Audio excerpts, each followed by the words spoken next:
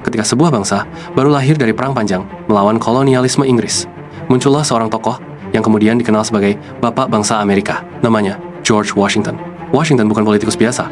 Ia lahir tahun 1732 di Virginia, dan masa mudanya dihabiskan bukan di ruang sidang, melainkan di medan perang. Ia seorang surveyor, petani, lalu menjadi komandan militer. Di balik sosoknya yang sederhana, ia punya wibawa yang membuat para prajurit rela berjuang bersamanya meski dalam keadaan lapar, kedinginan, dan penuh ketidakpastian. Saat revolusi Amerika bergolak, Washington dipilih sebagai panglima besar.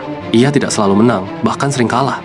Tapi keteguhannya membuat semangat revolusi tetap menyala. Hingga akhirnya, Inggris menyerah dan Amerika memproklamasikan kemerdekaannya. Namun, perjuangan tidak berhenti di situ.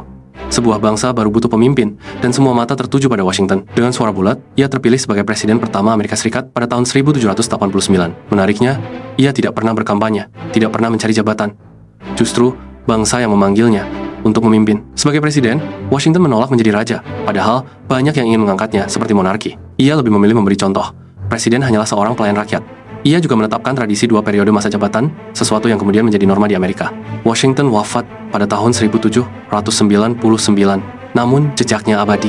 Namanya kini diabadikan di ibu kota negara, Washington DC, dan wajahnya terpahat di Gunung Rushmore bersama para presiden besar lainnya. George Washington bukan hanya presiden pertama Amerika.